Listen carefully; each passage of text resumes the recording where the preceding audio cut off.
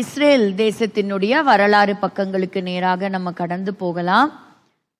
So நம்ம எல்லாருக்குமே நல்லா தெரியும், உலகம் முழுவதுமாக ஒரு பெரிய குழப்பம் மற்றும் ஒரு பதட்டமான ஒரு சூழ்நிலை, யுத்தத்தின் நடுவில் நம்ம இருக்கிறோம்.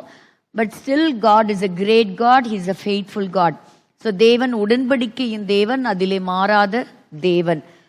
தேவன் ஆபிரகாமோடு கூட அவர் உடன்படிக்கை செய்தார், அதை இன்று வரை தேவன் நிறைவேற்றுகிறார். இன்னைக்கு வாழக்கூடிய காலகட்டங்கள் நம்ம வேதாகமம் நமக்கு வெளிச்சமாக காண்பிக்கிற தீர்க்க தரிசன காலமா, தீர்க்க தரிசன நேரமா அப்படின்னு கேட்டிங்கன்னா, ஸோ அதோடைய ஒரு கான்கிரீட்டான ஆன்சர் என்ன? Yes, we are living in the prophetical time. அடுத்ததாக நம்ம பார்க்கும் பொழுது, ஸோ ஒன்று நம்ம மறக்கவே கூடாது, God promise the nation of Israel. So இந்த இஸ்ரேல் தேசமாக இருக்கட்டும், ஆபிரகாமினுடைய சந்ததி, chosen people, ஆதியாகமத்திலிருந்து பார்க்கும் பொழுது ஒரு டிவிஷனை நம்ம பார்க்க முடியும். ஒரு சந்ததி தேவன் வித்தியாசப்படுத்தி கர்த்தர் நடத்தி கொண்டு வருகிறத பார்க்க முடியும். பைபிள் முழுவதுமாக நீதிமான், துன்மார்க்கன், தேவனால் தெரிந்து கொள்ளப்பட்ட இஸ்ரவேல் சந்ததி, புறஜாதியார், தி ஜென்டைல்ஸ் அண்ட் தி இஸ்ரேலைட்ஸ், ஒரு மிகப்பெரிய ஒரு டிவிஷனை நம்ம பார்க்கலாம். த்ரூ அவுட் த பைபிள் நம்ம பார்க்க முடியும். அப்போ அந்த இடத்துல நம்ம பார்க்கிறோம், ஒரு மெக்னிஃபிஷியண்டான ஒரு லேண்ட், ஆச்சரியமான ஒரு அற்புதமான ஒரு நிலப்பகுதியை தேவனாகிய கர்த்தர் அவர் தெரிந்து கொண்ட வாக்குத்தத்தத்தை பெற்றுக்கொண்ட ஆபிரகாமுடைய சந்ததிக்கு தேவன் கொடுத்தார்.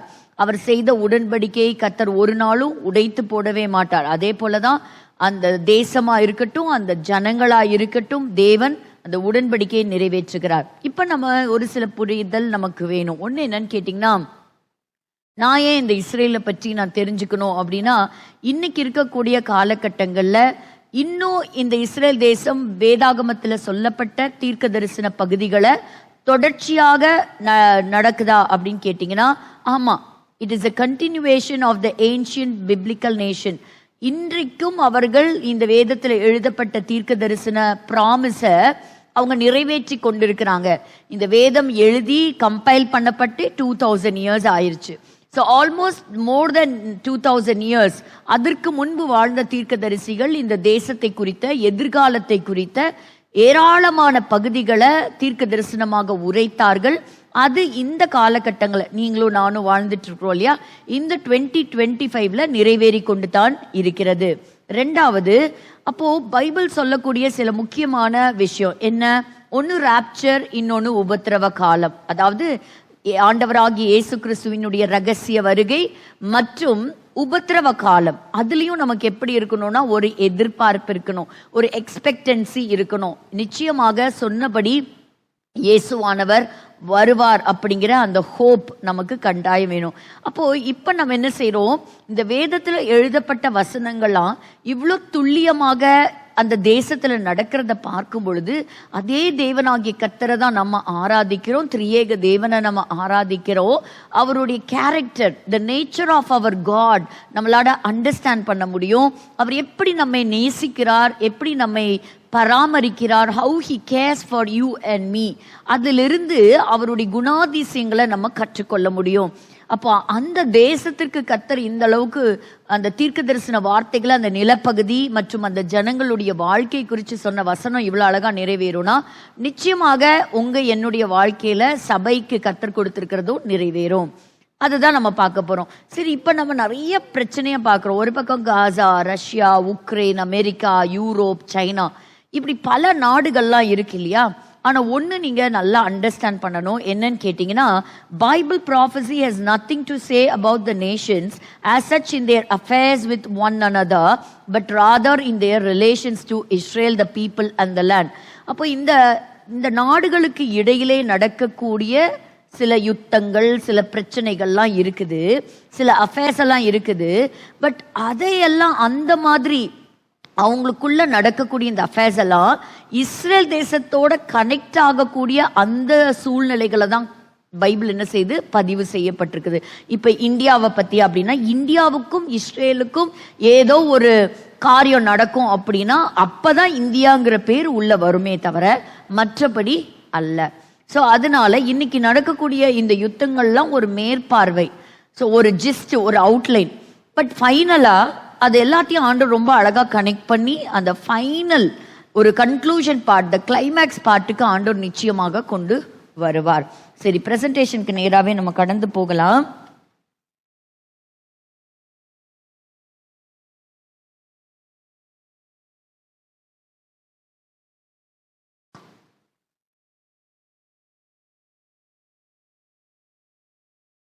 ஸோ இன்னைக்கு இருக்கக்கூடிய காசா பகுதியாக இருக்கட்டும், இந்த யுத்தங்கள் முடிஞ்சும் ரொம்ப பயங்கரமாக தான் இருக்குது.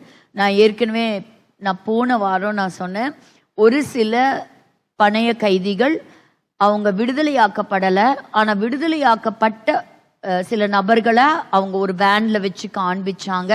அது அவங்களுக்கு நிறைய ஒரு மென்டல் ஆகனி, ஒரு சைக்காலஜிக்கல் ப்ரெஷரை அந்த ஹமாஸ் தீவிரவாத இயக்கங்கள் கொடுத்துருக்குறாங்க. ஒரு நிமிஷம் யோசிச்சு பாருங்க, நீங்கள் 2 பேர் ஒரு இடத்துல ஒரு ஒரு தீவிரவாதி கையில் அடைக்கப்பட்டிருக்கிறீங்க ஒரு டனல்ல. அதில் ஒருத்தர் விடுதலையாக்கப்பட்டிருக்காங்க ஃபர்ஸ்ட் ஃபேஸில், இன்னொருத்தர் உனக்கு விடுதலை இல்லை அப்படின்னு சொல்லும்போது அவங்க எவ்வளோ பெரிய மன அழுத்தத்துக்குள்ளே போவாங்க இல்லையா? அப்படியெல்லாம் ஒரு ப்ரெஷரை கொடுக்கறத நம்ம பார்க்குறோம். So they call it as a psychological warfare. So அந்த மாதிரி 2 பிரதர்ஸில் ஒருத்தர் விடுதலையாய் வந்திருக்காங்க. இவங்களை கொண்டே சில வீடியோக்கள்லாம் வெளியிடுறாங்க. அதாவது தயவு செய்து எங்களை ஹாஸ்டேஜஸை நீங்கள் ரிலீஸ் பண்ணுங்க, எங்களை மீட்டு கொண்டு போங்க, ஸ்பேஸ் 2க்கு நீங்கள் சைன் பண்ணுங்க, அந்த டீலுக்கு நீங்கள் சைன் பண்ணுங்க அப்படின்னு சொல்லி அந்த பிரதம மந்திரிக்கும் அங்கே இருக்கக்கூடிய நாட்டு மக்களுக்கும் அவங்க சொல்றதை நம்ம பார்க்கிறோம். கடந்த வியாழக்கிழமை 4 பேர் உடைய டெட் பாடிஸ் வந்தது ஹாஸ்டேஜஸ்ல இருந்து அவங்கள ஐடென்டிஃபை பண்ணியிருக்கிறாங்க, இவங்க தான் அப்படிங்கிறது. இதோட போன வாரத்தோடைய ஃபேஸ் 1 டீல் ஒரு கம்ப்ளீஷனுக்கு வந்திருக்கு. ஸோ இன்னும் ஒரு 59 ஹாஸ்டேஜஸ் பணைய கைதிகள் காசால இருக்கிறாங்க. அதில் 35 பேர் மரித்திருக்க கூடும். அதில் இன்டெலிஜென்ஸை கேதர் பண்ணிட்டு இருக்கிறாங்க, யார் யார் எங்கே இருக்கிறாங்க அப்படிங்கிறதெல்லாம் இனி வரக்கூடிய நாட்களில் தான் தெரியும். 2 ஆப்ஷன், ஒன்று ஒருவேளை இந்த ஃபேஸ் 1 உடைய எக்ஸ்டென்ஷனுக்கு போவாங்களா, எக்ஸ்டென்ஷனுக்கு போயிட்டு இன்னொரு டீல் பேசிட்டு அவங்க கையில் இருக்கக்கூடிய பணைய கைதிகளுடைய விடுதலைக்காக பேச போறாங்களா, இல்லை முழுவதுமாக ஹாஸ்டேஜஸை கம்ப்ளீட்டாக கொண்டு வரணுங்கிறதுல தீவிரமாக செயல்படுறாங்க இஸ்ரேல். அதில் எந்த ஒரு மாற்று கருத்தும் கிடையாது. ஸோ முடிஞ்ச அளவுக்கு மீட்டு கொண்டு வரணும் அப்படிங்கிறது தான். இதில் நோவா சர்வைவர், அதாவது அக்டோபர் 7ஆம் தேதி நடந்த அந்த மியூசிக் ஃபெஸ்டிவலில் தான் இந்த மிகப்பெரிய தீவிரவாத செயல் நடந்தது. அதில் 2 கார், அதில் ஒரு காரில் இவங்க இருக்கிறாங்க, யுவல் ஷார்வித் அப்படிங்கிறவங்க. பக்கத்து காரில் அவங்கள போலவே ஒரு வாலிப பெண். அவங்களுடைய கூக்குரலும் கதறலின் சத்தத்தையும் அவங்க கேட்குறாங்க. அங்கே ஒரு 3 கொடூரமான தீவிரவாதிகள் அந்த பெண்ணை கற்பழித்து பிறகு கொலை செய்ததை அவங்க ஐ விட்னஸாக பார்த்துருக்காங்க. and she says that she was burned alive. அவளை உயிரோட எரிச்சிட்டாங்க அப்படிங்கிறத, அந்த அளவுக்கு கொடூரமாக தீவிரவாதிகள் செயல்பட்டிருக்காங்க அப்படிங்கிறது. இப்போ இவங்க யார் அப்படிங்கிறது, யார்டன் பீபாஸ் ஃபேமிலியை பற்றி நமக்கு தெரியும். அம்மா மற்றும் 2 குழந்தைகளை அவங்களுடைய பணைய கைதிகளாக கொண்டு போய் அந்த 3 பேர்த்தையும் கொலை பண்ணிட்டாங்க. இன்னைக்கு அவர் அவங்களுடைய ஞாபகார்த்தமாக அவர் என்ன எழுதியிருக்காரு, ஒரு தோரா, ஒரு ஸ்க்ரால் எழுதி அவங்க ஞாபகார்த்தமாக விட்டிருக்கிறார் போல. இப்போ பாருங்க, நம்ம சில சமயம் சில தோல்விகளையும் மரணங்களையும் இழப்புகளையும் சந்திக்கும் போது குவிக்காக அந்த ஃபெய்த்லேருந்து நம்ம வெளியே வந்துடுறோம், ஆண்டோர் மேலே கோவிச்சுக்கிறோம். But still we have to be very strong. ஆண்டோர் நம்ம வாழ்க்கையில் நடத்துகிற ஒவ்வொரு காரியத்திலையும் ஒரு பிளான் அண்ட் பர்பஸ் நிச்சயமாக உண்டு.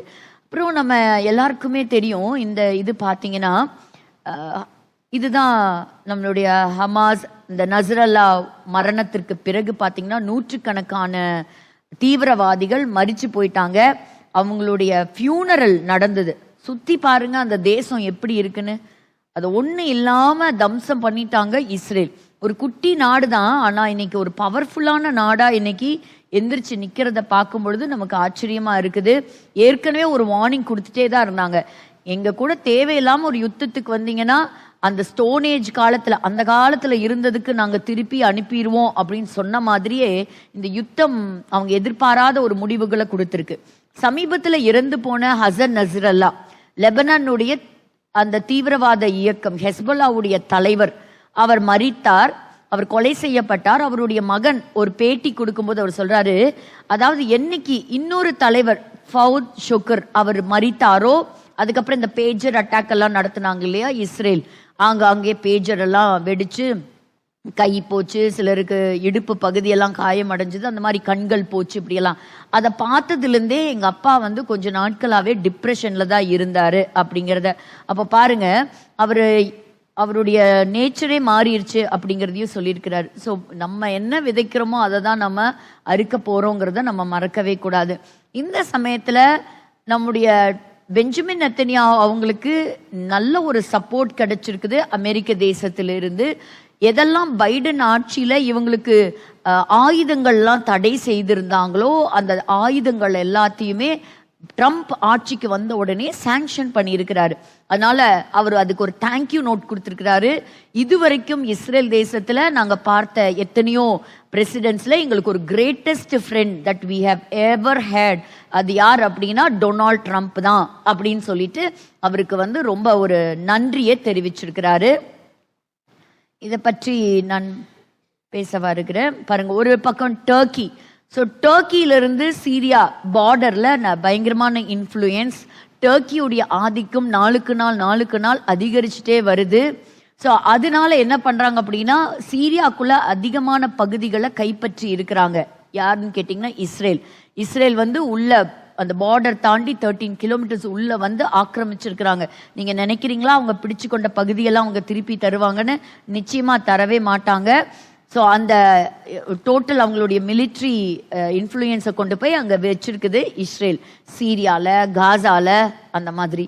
இந்த ஹமாஸ் சப்ளை செயின் அதை பார்க்கும் பொழுது என்ன அப்படின்னா ஹியூமானிடேரியன் எய்ட், அதாவது அந்த பொதுமக்களுக்கு தேவையான உணவு, அவங்களுக்கு தேவையான தண்ணீர் மற்றும் மருத்துவ வசதிகள் இதெல்லாம் கொடுக்கறதே இல்லை அப்படின்னு சொல்றாங்க.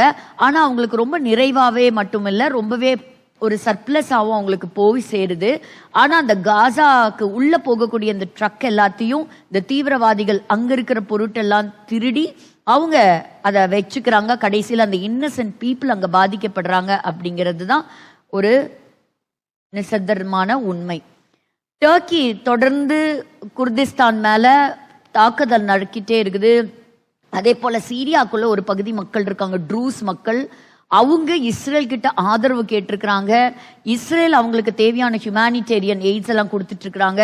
ஒரு பக்கம் ஈராக்கிய சேர்ந்த இவர்களையும் தாக்குதல், ஒரு பக்கம் அந்த யுத்தம் அது சைட்ல நடந்து போயிட்டு இருக்கு. இது பழையங்காலத்துல நடந்த ஒரு யூதர்களுக்கு எதிராக ஆன்டை செமிட்டிக் ஆக்டிவிட்டி, அதாவது எப்படி எத்தனிக்கல் கிளென்சிங், அதாவது கம்ப்ளீட்டா அவங்களை இராடிகேட் பண்றது, அதை நினைவு கூறுகிற இந்த நாள் ஒரு 75வது நாள் அப்படின்னு கூறப்படுகிறது.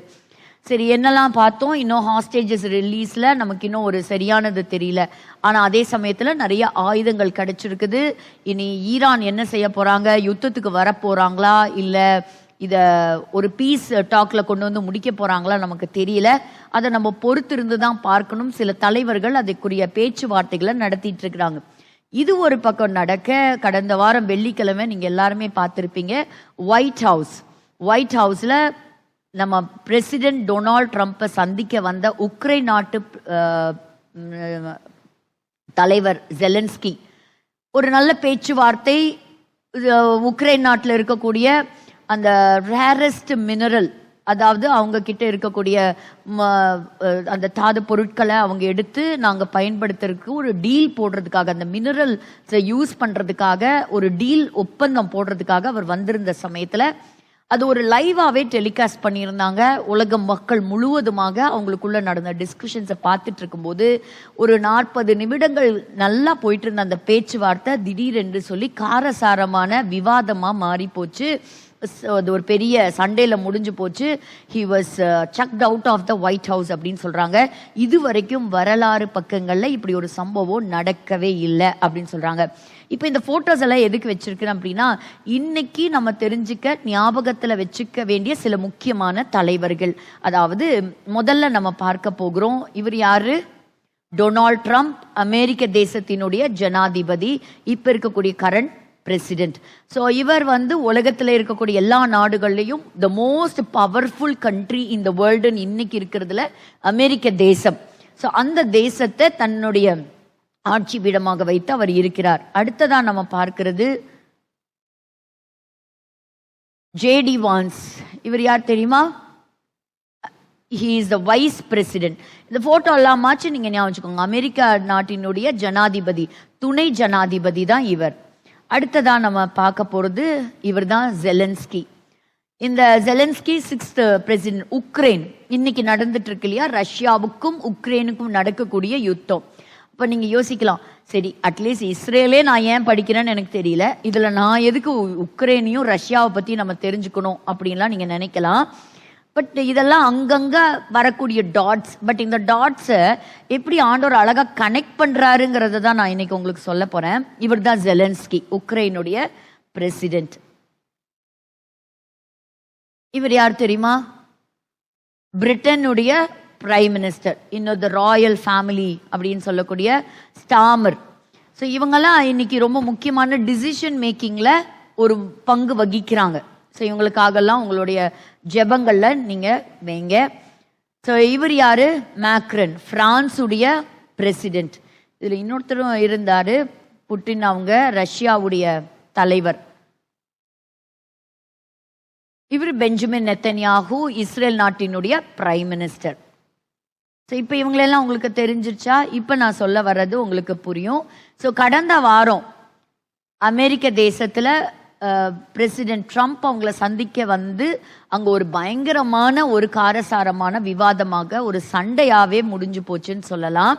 ஸோ இந்த சண்டையில என்ன அப்படின்னா, இந்த ரஷ்யாவுக்கும் உக்ரைனுக்கும் நடக்கக்கூடிய இந்த சண்டை நிக்கணும் அப்படிங்கிறதுக்காக தான் அந்த பேச்சுவார்த்தையே வந்தது. அப்போ பலர் வந்து இந்த டிவியை பார்த்துட்டு என்ன சொன்னாங்கன்னா, அதை ஒரு சில நிமிஷங்கள் பார்த்துட்டு என்ன சொன்னாங்க, ஜேடி வான்ஸ் அதாவது துணை ஜனாதிபதி கொஞ்சம் அவசரப்பட்டு வார்த்தையை விட்டுட்டாரு அப்படின்னு சிலர் சொன்னாங்க. ரொம்ப கோபப்பட்டு கூப்பிட்டு வச்சு ஒரு லைவ் மீடியால பேசி அசிங்கப்படுத்திட்டாங்க உக்ரைனுடைய ஒரு தலைவரை அப்படின்னு ஒரு பக்கம். ஆனா 2 நாட்டினுடைய ஒரு தலைவர்கள் சந்திக்கும் போது அந்த சந்திப்பு ஏற்கனவே அது ஒரு பிளான்டு மீட்டா தான் இருக்கும். இந்த ரீசனுக்காக தான் நான் வரப்போறேன், இந்த ட்ரேடை பத்தின டீலை தான் நம்ம பேசி முடிக்க போறோம். அதெல்லாம் ஃபைனலைஸ் ஆனதுக்கு அப்புறம் ஒரு க்ளோஸ்டு ரூம்ல தான் என்ன நடக்கும்னா அந்த மீட்டிங் நடக்கும். இப்படிதான் நடக்கும். இதுவரைக்கும் இப்படிப்பட்ட ஒரு மீட்டிங்கை லைவ் டெலிகாஸ்ட் பண்ணதே கிடையாது. அப்போ அந்த க்ளோஸ்டு ரூம்ல வச்சு அந்த மீட்டிங்கை முடிச்சுட்டு அந்த ஒப்பந்தங்கள்லாம் முடிச்சதுக்கு அப்புறம் கையெழுத்து மட்டும்தான் அன்னைக்கு போடுவாங்க. நல்ல ஒரு லஞ்சோ ஒரு டின்னரோ அவங்க சாப்பிடுவாங்க. அதற்கப்புறம் அவங்க பேச வந்த பாயிண்ட்டை மட்டும்தான் பேசிட்டு அவங்க கடந்து போவாங்க. ஸோ அங்க வந்து புதுசா பேசுறதுக்கு ஒன்றும் கிடையாது. ஸோ 2 விஷயம் தான். மினரல்ஸ், அதாவது இந்த உலகத்துல பல தேசங்கள்ல கிடைக்காத ஒரு சில மினரல், அதாவது நம்ம பென்சில்ல யூஸ் பண்றதுல இருந்து இன்னைக்கு நம்மளுடைய போன்ல யூஸ் பண்ணக்கூடிய ஒரு அபூர்வமான சில மினரல்ஸ் வந்து உக்ரைன்ல மட்டும்தான் கிடைக்குது. ஸோ அந்த உக்ரைன்ல இருக்கக்கூடிய அந்த மினரல்ஸ்க்கான ஒரு ட்ரேடு டீல தான் அமெரிக்கா போடுறதுக்காக அங்க வந்திருக்கிறாங்க. 2வது, ரஷ்யா உக்ரைனுடைய போர் ஒரு நிறுத்தப்படணும், ஒரு சமாதானம் உண்டாகணும். ஸோ பீஸ் டீலுங்கிறது வேற, சீஸ் ஃபயருங்கிறது வேற. இங்க யுத்தம் நிற்கும், ஆனா வந்து ஒரு சமாதான பேச்சுவார்த்தை நடக்காது. ஸோ இதை ரொம்ப முயற்சி செஞ்சுதான் ட்ரம்ப் என்ன சொன்னாரு, எனக்கு ஒரு குளோபல் பீஸ் ரொம்ப அவசியம். ஏற்கனவே 2 லட்சத்துக்கு மேல உன்னுடைய சோல்ஜர்ஸ் மரித்து போயிட்டாங்க. இனி ஏற்கனவே நிறைய இடங்கள் ஒண்ணு இல்லாம ஆயிடுச்சு. இன்னொன்னு இந்த உக்ரைன் வார நீ தொடரணும்னு நினைக்கிறியா அப்படின்னு சொல்லி கேட்கும் பொழுது அவர் இதை பத்தி பேச வந்தது எங்கெங்கயோ இந்த கான்வர்சேஷன் மாறி அந்த கான்வர்சேஷன்ல அவர் சொன்னாரு, பாருங்க இந்த ரஷ்யா வந்து எங்களுடைய பகுதிகள்லாம் நிறைய ஆக்கிரமிச்சுக்கிட்டாங்க அப்படின்னு ஒரு சில போட்டோக்கள்லாம் ஷேர் பண்ணாரு. இந்த மாதிரி பண்ணிட்டு இருக்காங்க. But still President Trump wanted to bring a peace. உலகமே வாட்ச் பண்ணிட்டு இருக்கு. அப்படி இருக்கும் பொழுது ஒரு விவாதம் ஆயிடுச்சு. நாங்க தனியா தான் கஷ்டப்படுற இந்த 3 வருஷமா யுத்தத்துல அப்படிங்கும்போது கிட்டத்தட்ட $350 பில்லியன் வந்து அவங்க என்ன பண்ணிருக்கிறாங்க, ஆயுதங்களை கொடுத்திருக்கிறாங்க. அமெரிக்காவுடைய சப்போர்ட்ல தான் உக்ரைன் வந்து இந்த யுத்தத்திலேயே ஸ்டாண்ட் பண்ணிட்டு இருக்குது. ரஷ்யாவை எதிர்த்து போராடிட்டு வருது. ஒருவேளை அமெரிக்கா பின்வாங்கி நாங்க உங்களுக்கு ஆயுதங்களை கொடுக்க மாட்டோம்னு சொன்னா உக்ரைன் ஒரு பெரிய அழிவை சந்திக்க வேண்டி வரும். வெறும் ஆயுதங்களை மட்டும் சப்ளை பண்றது இல்லைங்க, ஒரு சைபர் செக்யூரிட்டியா இருக்கட்டும், ஒரு இன்டெலிஜென்ட் ரிப்போர்ட் கொடுக்கறதா இருக்கட்டும், ஒரு சேட்டிலைட் வழியா ஹெல்ப் கொடுக்கறதா இருக்கட்டும், பல விதங்கள்ல அமெரிக்கா உக்ரைனுக்கு தன்னுடைய சப்போர்ட்டை கொடுத்துட்டு இருக்கு. அப்போ இவர் சொல்றாரு, இங்க பாரு, ஒன்னா பேச்சுவார்த்தைக்கு வா, இல்லைன்னா நாங்க உங்களுக்கு ஆயுதங்களை கொடுக்க மாட்டோம் அப்படிங்கிறத ரொம்பவே தெளிவாவே ட்ரம்ப் அவங்க கிளியர் கட்டா இந்த உக்ரைனுடைய பிரசிடென்ட்டுக்கு சொன்னார். இப்படியே பேசி அவர் சொன்னாரு, எனக்கு ஒரு கேரண்டி வேணும். என்ன கேரண்டி? எனக்கு ரஷ்யா கிட்ட இருந்து எந்த ஆபத்து வராதுங்கிறது, எனக்கு ஒரு செக்யூரிட்டி, எனக்கு ஒரு பாதுகாப்பை கொடுக்கணும். அமெரிக்கா எப்படி கொடுக்கும்? அமெரிக்கா அதுக்கு கொடுக்காது. இந்த பிரச்சனையே ஏன் ஆரம்பிச்சுது அப்படின்னு சொன்னா, உக்ரைன் ஒரு நேட்டோ மெம்பரா மாறணும் அப்படின்னு கேட்க போய் தான். நேட்டோ அப்படின்னா என்ன? Northern Atlantic treaty organisation. அதாவது இரண்டாவது உலக மகா யுத்தம் நடந்ததுக்கு பிறகு, அன்னைக்கு சோவியத் பல பயங்கரமான ஒரு பலத்த ஒரு நேஷனா இருக்கும் பொழுது ஒரு 12 நாடுகள் சேர்ந்து என்ன செஞ்சுக்கிட்டாங்கன்னா, நம்ம எல்லாம் கை கோத்துக்குவோம், ஒருவேளை நம்ம யாருக்காவது ஒரு தாக்குதல் நடத்தா ஒரு ஆளை தொட்டாலும் இந்த 12 நாடும் சேர்ந்து வந்து பொலிட்டிக்கலாவும் மிலிட்ரியாவும் சப்போர்ட் கொடுத்து அந்த இடத்துல யுத்தத்தை நடத்துவாங்க. இது 12 இருந்தது, இன்னைக்கு 38 சொல்றாங்க. அந்த அளவுக்கு யூரோப்பியன் கண்ட்ரீஸ் கொஞ்சமோ நார்த் அமெரிக்கன் கண்ட்ரீஸ் கொஞ்சமோ இணைந்து சேர்ந்தது தான் NATO. India is not a member of NATO. Ukraine is also not a member of NATO. Israel is also not a member of NATO. So இந்த முக்கியமான இந்த நாடுகள்ல அமெரிக்கா உள்ள இருக்குது, யூகே உள்ள இருக்குது, பிரான்ஸ் உள்ள இருக்குது, யூரோப்பியன் கண்ட்ரிஸ் சிலது இருக்கிறாங்க. இப்படி சில நாடுகள்லாம் இருக்கும் பொழுது இவங்களுடைய ஒப்பந்தமே என்னன்னா, ரஷ்யாவுக்கு அகெயின்ஸ்டா போறதுதான், ரஷ்யாவை தாக்குதல் நடத்துறதுதான். அப்போ உக்ரைன் வந்து நேட்டோ மெம்பரா அது வந்து தன்னை சேர்த்திக்கணும்னு கேட்கும் பொழுதுதான் புட்டின் அதுக்கு எதிர்த்து வராரு. என்ன நடக்கும் பாருங்க, ஒருவேளை உக்ரைனை நேட்டோ மெம்பரா சேர்த்தாங்கன்னா நாளைக்கு உக்ரைனோட சேர்ந்து எல்லா நாடுகளும் சேர்ந்து வந்தா ரஷ்யா ஒன்றும் இல்லாம போயிடும். ஸோ ரஷ்யா அதோட போர் தொடுத்துச்சு. இதனால பாதிக்கப்பட்டது இன்னசென்ட் பீப்புள் தான். இன்னைக்கு வரைக்கும் ஒரு முடிவுக்கு வரவே இல்லை. இப்படி இருக்கிற ஸோ அதுல அமெரிக்கா கிளியரா சொல்லிருச்சு, யுக்ரைனுக்கு நாங்க செக்யூரிட்டியும் கொடுக்க முடியாது, நேட்டோ மெம்பராகவும் சேர்த்தவும் முடியாது அப்படிங்கறது ரொம்பவே கிளியராகவே இருக்கிறாங்க. அப்படி இந்த பேச்சுவார்த்தையில இந்த மினரல் டீல் அதுவும் நடக்கவே இல்லை. ஒரு சிலர் சொல்றாங்க, இதுக்கு முன்னாடி ஏற்கனவே இந்த டீல் 4 தடவை அதை போய் பேச்சுவார்த்தை நடத்தி நான் கையெழுத்து போடுறேன்னு சொல்லி வர வச்சு கையெழுத்தும் போடலை. சவுதியில போய் ரஷ்யா உடைய தலைவர் மற்றும் ட்ரம்ப் அவங்க அங்க வச்சு பேச்சுவார்த்தை நடத்தி அந்த பீஸ் டீலுடைய அக்ரிமெண்ட் அமெரிக்கா ரெடியா வச்சிருந்தது. இப்போ உக்ரைனை கூப்பிட்டு இவங்க பேசி இந்த பேச்சுவார்த்தையில் இதுதான்ப்பா கையெழுத்த போடு, முதல்ல நீ சண்டையை நிறுத்து, பொதுமக்கள் பாதிக்கப்படுறாங்க, முதல்ல பிரச்சனை அங்க முடியும், அதுக்கப்புறம் பேசலாம் அப்படிங்கிற ஒரு எதிர்பார்ப்போட வரும் பொழுது 2 முறை அமெரிக்காவுடைய பினான்ஸ் மினிஸ்டரா இருக்கிறவரும் போய் திரும்பி வந்துட்டாரு. ஜெர்மனில நடந்த மியூனிக்ல நடந்த ஒரு கான்ஃபரன்ஸ்ல போயும் அங்கேயும் இந்த டீலுக்கு சைன் பண்ணல. சரி, நான் அமெரிக்கா வந்து சைன் பண்றேன்னு சொன்ன இந்த ஜெலன்ஸ்கி இங்க வந்தும் சைன் பண்ணல. ஸோ அங்க ரொம்ப பேச்சுவார்த்தைகள்லாம் பாரு, நாங்க உனக்கு இத்தனை உதவி செஞ்சோம், ஒரு தேங்க்யூ வாச்சு நீ சொன்னியா அப்படின்னு சொல்லி ஜேடி வான்ஸ் அவங்க கேட்க அதுக்கு இவர் பதில் பேச கடைசியில எதுவும் நடக்காம இவரை ஒயிட் ஹவுஸ்ல இருந்தே வெளியே அனுப்பிட்டாங்க. அங்கிருந்து வெளியே போன இந்த ஜெலன்ஸ்கி நேரா எங்க போனார் தெரியுமா? இந்த ஸ்டாமர் கிட்ட போயிட்டாரு. அதாவது இந்த யூகே உடைய தலைவர், அந்த பிரைம் மினிஸ்டர் அவர்கிட்ட போயிட்டார். அங்க போனா பயங்கரமான கார்டியல் வரவேற்பு. அவரை இணைஞ்சுக்கிட்டு இது சாட்டர்டே நடக்குது, சண்டே அன்னைக்கு யூரோப்பியன் யூனியன் ஃபார்ம் ஆகுது. போன வாரம் உங்களுக்கு ஞாபகம் இருக்கா? நான் உங்களுக்கு ஒரு வார்த்தை சொன்னேன். இன்னைக்கு ரஷ்யா ஒரு வல்லரசா இருக்குது, சைனா ஒரு பக்கம் வல்லரசு ஸ்டேட்டஸை நோக்கி வந்துட்டு இருக்குது, அமெரிக்கா டாப்ல இருக்குது. ஆனா இன்னைக்கு யூரோப்பியன் யூனியன் இன்னைக்கு அந்த அளவுக்கு இல்லை. ஆனா ஒரு நாள் என்ன ஆகும், வருவாங்க, இணைஞ்சு வருவாங்க அப்படின்னு நம்ம போன வாரம் தான் நம்ம பார்த்தோம். இதுல பாருங்க, அந்த நேட்டோ மெம்பர்ஸ்ல 3 பேர்த்துக்கிட்ட தான் இந்த நியூக்ளியர் வெப்பன்ஸ் இருக்கு. ஒன்று பார்த்தீங்கன்னா நம்ம அமெரிக்கா ஏர்போர்ட் மற்றும் சில தளவாடங்களுக்கு மெயின்டெனன்ஸ்ல 100 இயர்ஸ் டீல் போட்டிருக்கிறார். இப்படியெல்லாம் ஏகப்பட்ட குழப்பங்கள் போயிட்டு இருக்குது. இன்னும் நாட்கள் போக போக தான் ஒரு தெளிவான அறிக்கை நமக்கு வெளியே வரும். பட் ஒரு பக்கம் உக்ரைன் வந்து வாப்பா வா, உங்களை நான் சப்போர்ட் பண்றோம் அப்படின்னு சொல்லி இப்ப யூரோப்பியன் யூனியன் கிட்டத்தட்ட ஒன்று சேர்ந்தது போல இருக்குது. இவங்களை யாருக்கு அகெயின்ஸ்டா வராங்க? அமெரிக்காக்கு. இதுல கனடாவும் அமெரிக்காக்கு அகெயின்ஸ்டா வருது. ஏன்னா சொன்னார் இல்லையா, கனடாவை நான் வந்து 51th ஸ்டேட்டா நான் சேர்த்திக்க போறேன் அப்படின்னு சொல்லி சொன்னார். அதனால இப்ப இவங்கெல்லாம் அமெரிக்காக்கு ஆப்போசிட்டா பெருசா சேர்றாங்க. இப்போ பொலிட்டிக்கலா, அதே போல சோஷியலா, அண்ட் தென் மிலிட்ரி வைஸ் நம்ம ஒரு ஸ்ட்ராங் பவரா எந்திரிக்கணும் அப்படின்னு. உக்ரைன் கிட்டையும் என்ன இருக்கு அப்படின்னா கெமிக்கல் வெப்பன் உண்டு. ஒருவேளை ஒருத்தரை நாங்க தாக்குறதுக்கு இப்படிப்பட்ட ஆயுதங்களை, பயாலஜிக்கல் வெப்பன், எப்படி நமக்கு இந்த கொரோனா காலத்துல வைரஸ் வெளியே வந்தது, இந்த மாதிரி எல்லாம் வெளியே வந்தா இன்னும் இந்த பிரச்சனைகள் முத்துனா இது 3வது உலகப் போருக்கு வருவதற்கு வாய்ப்புகள் உண்டு. அதை தான் ட்ரம்ப் சொன்னாரு, ஏன்பா ஒரு சமாதான பேச்சுவார்த்தைக்கு கூப்பிட்டா நீ 3வது உலகப் போரை ஆரம்பிச்சு விட்டுருவ போல இருக்கே அப்படிங்கறத தான் சொன்னாரு. ஸோ 3வது உலகப் போருடைய காரியம் வருமா, இல்லை இது எப்படி ஒரு ட்விஸ்ட் அண்ட் டர்ன் எடுக்குங்கிறது நமக்கு டோட்டலாகவே நமக்கு தெரியல. பார்க்கலாம். நம்ம பிபிடிக்கு நேராக நம்ம கடந்து போகலாம். இப்படிப்பட்ட ஒரு சம்பவம் பைபிள்லையும் இருக்குது. அதை பார்த்து நம்ம நிறைவு செய்வோம். பாருங்க, ட்ரம்ப் வந்து அவங்க உடனே ஒரு போட்டிருக்காரு, இங்க பாரு நீ போயிட்ட, உனக்கு சமாதானம் வேணும்னா நீ திரும்பி வா அப்படின்னு சொல்லிட்டாரு.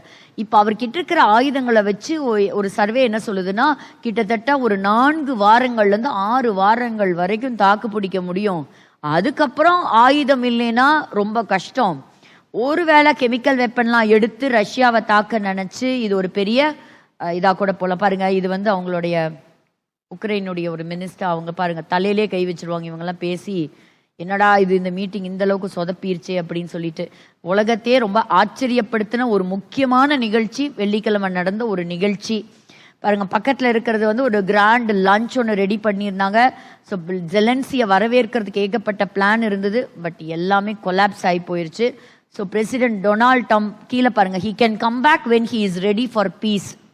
நீ எப்போ ரெடியா இருக்கியோ அப்போ வா அப்படின்னு சொல்றாரு. அவசரப்பட்டு பேசிட்டாரோ, கொஞ்சம் யோசிச்சு பேசி இருக்கலாமோ, ஒரு பீஸ் டீல சைன் பண்ணியிருக்கலாமோ, இல்லை இவருக்கு விரிச்ச வலையில இவரே போய் சிக்கிக்கிட்டாரா? ஏன்னா இந்த உக்ரைனுடைய தலைவராக இருக்கக்கூடிய இந்த பிரசிடென்ட் ஒரு காலத்தில் ஒரு காமெடியனாக தான் இருந்தார்.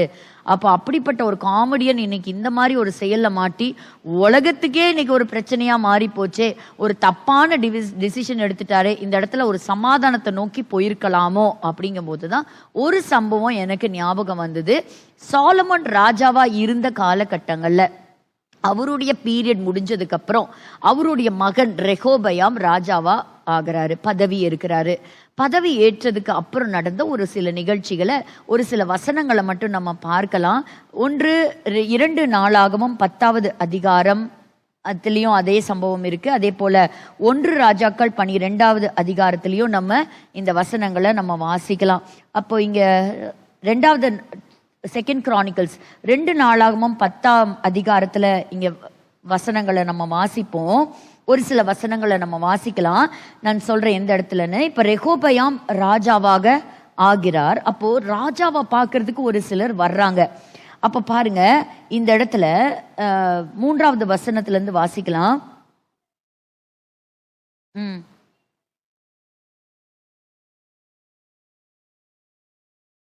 சோ ரெகோபயாம் இது யாருன்னா சாலமோனுடைய ஒரு சர்வெண்ட், ஒரு அவருக்கு வேலை செய்தவர் அப்படி சொல்லலாம். அப்போ அவர் என்ன செய்யறாரு, அந்த இடத்துல நோக்கி 4வது வசனம், உம்முடைய தகப்பன் பாரமான நுகத்தை எங்கள் மேல் வைத்தார், இப்போதும் நீர் உம்முடைய தகப்பன் சுமத்தின கடினமான வேலையையும் அவர் எங்கள் மேல் வைத்த பாரமான நுகத்தையும் லகுவாக்கும், அப்பொழுது உம்மை சேவிப்போம் என்றார்கள். 2 விஷயம். ஒன்று என்னன்னு கேட்டிங்கன்னா, அந்த மக்கள் வந்து இஸ்ரவேலர்கள் வந்து பாரு நீதான் இப்போ 2வது புது ராஜா. ஒன்று வந்து என்னன்னா, எங்களை அதிகமான வேலை, அப்போ ஃபோர்ஸ்டு லேபர், ரொம்ப வேலை செய்கிறோம். 2வது உங்கள் அப்பா எங்கள் மேலே வரி ஜாஸ்தி போட்டாரு, எங்களுக்கு அந்த டேக்ஸ்லேருந்து ரிலாக்ஸேஷன் எங்களுக்கு நீங்கள் கொடுக்கணும் அப்படின்னு சொல்லி கேட்குறாங்க. பாருங்க, 2 நீர் உம்முடைய தகப்பன் சுமத்தின கடினமான வேலையையும் அவர் எங்கள் மேல் வைத்த பாரமான நுகத்தையும் லகுவாக்கும். டாக்ஸை நீ குறைன்னு வந்து மக்கள் வந்து ஒரு கோரிக்கை வைக்கிறாங்க.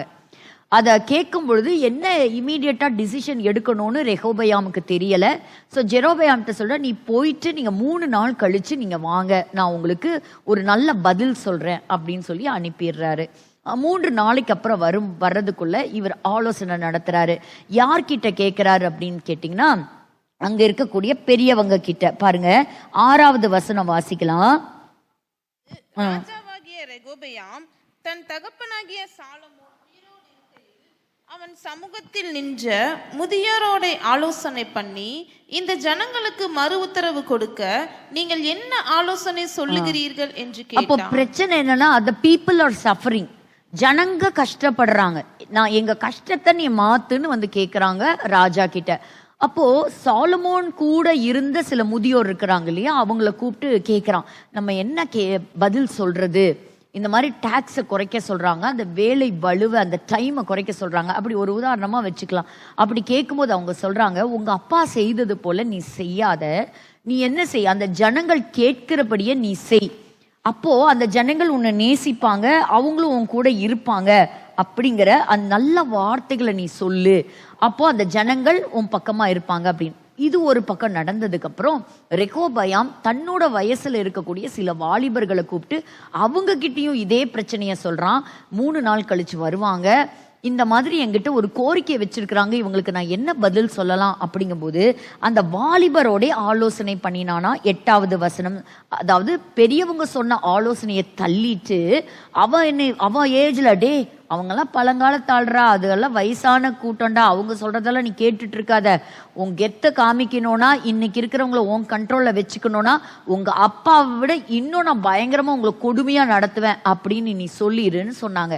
அதே மாதிரி 3 நாளைக்கு அப்புறம் வந்த ஜனங்க கிட்ட நான் இன்னும் உங்களை கொடுமையாதான் நான் நடத்த போறேன்னு சொன்ன உடனே இந்த ஒரு தப்பான ஒரு ஃபூலிஷ் டிசிஷன், அதாவது தேசம் உடைஞ்சு போனதுக்கு ஒரு முக்கியமான காரணம் அந்த ராஜா எடுத்த தவறான டிசிஷன்.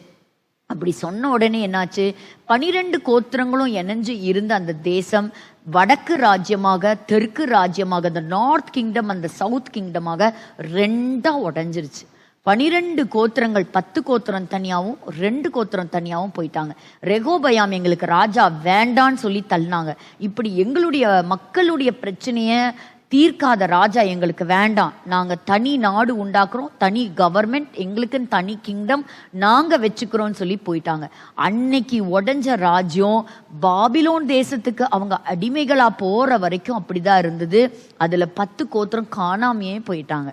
இவ்வளோ பெரிய ஒரு அழிவு, ஒரு சிதைவு ஒரு தேசத்துக்கு வந்ததுக்கு காரணம் என்னன்னா ஒரு ஃபூலிஷ் டிசிஷன், ஒரு லீடர் எடுத்த லீடர். அதாவது we need to understand and learn certain lessons from foolish leaders. Bible அதுவும் ரெக்கார்ட் பண்ணி வச்சிருக்கு. அன்னைக்கு மட்டும் இவங்க அந்த மக்களோட ஒரு சமாதான உடன்படிக்கை இந்த ராஜா செஞ்சிருந்தா பாருங்க, இவங்க அப்பா வந்து ஜெபம் பண்ணி ஆண்டவர்ட்ட ஞானத்தை கேட்டு நான் சரியான ஜட்ஜ்மெண்ட்டை கொடுக்கறதுக்கு எனக்கு விஸ்டமை கொடுங்கன்னு கேட்டு அந்த விஸ்டமை வாங்கினவர் இவங்க அப்பா சாலமன். ஸோ சாலமோனை போல ஜெபிக்க தவறி போனான். ஒரு டிசிஷன் எடுக்கும்போது அது நம்ம ஃபேமிலியா இருக்கலாம், நம்மளோட ஒர்க் சிச்சுவேஷனா இருக்கலாம், இல்லை ஒரு சர்ச்சா இருக்கலாம், ஒரு கண்ட்ரியா இருக்கலாம்.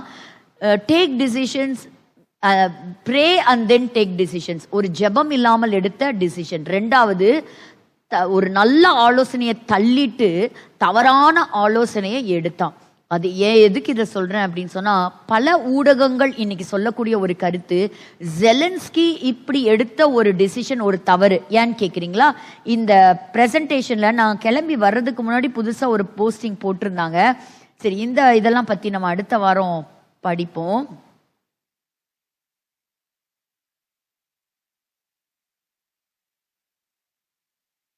பாருங்க, டோட்டலா இவங்க அனௌன்ஸ்மெண்ட் கொடுத்துட்டாங்க. போலாண்ட் வந்து கன்ஃபார்ம் பண்ணிட்டாங்க, ட்ரம்ப் வந்து இனிமேல் எந்த மிலிட்டரி சப்போர்ட்டும் உக்ரைனுக்கு கொடுக்காது அப்படிங்கிறத கன்ஃபார்மே பண்ணிட்டாங்க. எவ்வளோ பெரிய லாஸ் பார்த்தீங்களா? இனி என்ன செய்வாரு?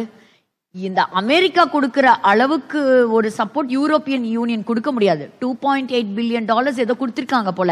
உக்ரைன் வந்து ஒரு ஸ்பெஷல் ட்ரோன் வந்து தயாரிச்சிருக்கிறாங்க. அந்த ட்ரோன் வந்து இதுக்கு முன்னாடி விட்ட ட்ரோன் எல்லாம் வந்து ஈஸியா ரஷ்யா இன்டர்செப்ட் பண்ணி அழிச்சிட்டு இருந்தாங்களாம். பட் இப்போ அவங்க கண்டுபிடிச்சிருக்கிற ட்ரோன் வந்து மிகப்பெரிய ஒரு பாதிப்பை ரஷ்யாவுக்குள்ள உண்டாக்குது. பார்ப்பாரு, நீ தான் நல்லா கண்டுபிடிச்சிருக்கியே, அந்த ஆயுதத்தை விடு, நீ ரஷ்யா மேல அனுப்பு அப்படின்னு சொல்றதுக்கு கொஞ்சம் தூண்டி விடுறதுக்கும் ஒரு சில நாடுகள். அதை கேட்டு என்ன நடக்குது? இன்னும் அவர் ஏற்கனவே சில நிலப்பகுதிகளை ரஷ்யா ஆக்கிரமிச்சிருச்சு. இன்னும் இவர் எடுத்த இந்த முடிவுனால ஒரு பக்கம் அமெரிக்கா சப்போர்ட் போயிருச்சு, இன்னொரு பக்கம் ரஷ்யா இனி தைரியமா வந்து அடிக்குமா அடிக்காதா? இனிமேல் இவங்கிட்ட அமெரிக்காவோட சப்போர்ட்டும் இல்லைன்னு தெரிஞ்சிருச்சு. தைரியமா வந்து அடிச்சு இனி மேற்கொண்டு சில நிலப்பகுதிகளை அதை ஆக்கிரமிச்சாலும் ஆச்சரியப்படுறதுக்கு ஒன்றும் இல்லை. ஏற்கனவே அங்க சண்டைக்கு போறதுக்கு ஆட்கள் இல்லை, யுத்தத்துக்கு ஆட்களே இல்லை. ஆனா இவர் வந்து ஒரு பீஸ் டீலை அவர் ஏற்றுக்கொள்ளாம வந்துட்டார். அதனால இப்படி சோல்ஜர்ஸும் செத்து, பொதுமக்கள் வீடு வாசலை இழந்து, அங்க இருக்கக்கூடிய வியாபாரங்களும் நஷ்டப்பட்டு, நிலப்பகுதிகளை இழந்து இன்னைக்கு இப்படி ஒரு இடத்துல இருக்கிறாரு இந்த ஜெலன்ஸ்கி. இதுதான் பல 100,000 வருஷங்களுக்கு முன்பாகவும் நடந்தது. அமெரிக்கா ஸ்ட்ரிக்டா சொல்லிச்சு, and it is an confirmed message as well. இந்த அடுத்த ஈரான் பற்றியெல்லாம் நம்ம அடுத்த வீக் பார்க்கலாம். ரஷ்யா வந்து இஸ்ரேல இன்வைட் பண்ணியிருக்கு அப்படின்னு சொல்லிட்டு இருந்தாங்க. Russia invited Israel to its May victory day. ஏற்கனவே நமக்கு தெரியும் கடைசி காலத்தில் ரஷ்யா தான் இஸ்ரேலுக்கு அகேன்ஸ்டா வரப்போகுது அப்படிங்கிறது. But let us wait and watch.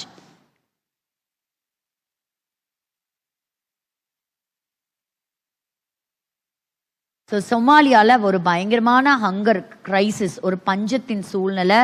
அது வரக்கூடிய நாட்களில் 4.4 மில்லியனாக போகும் அப்படிங்கிறாங்க. பாருங்க, நீங்கள் எங்களுக்கு எந்த ஹியூமானிட்டேரியன் எய்டு கொடுக்கலன்னா நாங்கள் ஒன்றும் இல்லாமல் பண்ணிடுவோம், எங்கள் ஷிப்பெல்லாம் நாங்கள் இஸ்ரேலுக்கு சொந்தமான ஷிப்பெல்லாம் நாங்கள் தடை பண்ணிடுவோம் அப்படின்னு ஹூத்தி சொல்லியிருக்கிறாங்க. சில லீடர்ஸை போன வாரம் இஸ்ரேல் எலிமினேட் பண்ணியிருக்குது. காசா ரீகன்ஸ்ட்ரக்ஷன் பிளான். இப்போ இந்த உக்ரைனுக்கு இவர் முறைச்சிட்டு வந்துட்டாரா, இப்போ இவங்கெல்லாம் சேர்ந்து ஒரு அராப் சம்மிட் நடத்தி என்ன பண்ணுறாங்கன்னா, இந்த மக்களை நாங்களும் ஏற்றுக்க மாட்டேன்னு ஈஜிப்ட் சொல்லுது, நாம் அதனால காசாவை நாங்களே கட்டி தரோம் அப்படின்னு சொல்லியிருக்கிறாங்க. எப்படி கட்ட போகிறாங்க அப்படிங்கிறது நமக்கு தெரியாது. இதுதான் அராப் சம்மிட் ஒன்று நடந்திருக்குது. பட் காசா யார் கைக்கு போகுங்கிறது வரக்கூடிய நாட்களில் தான் தெரியும். எவ்வளோ சீக்கிரம் முடியுமோ ஹாஸ்டேஜஸ் ரிலீஸ் ஆகணும்.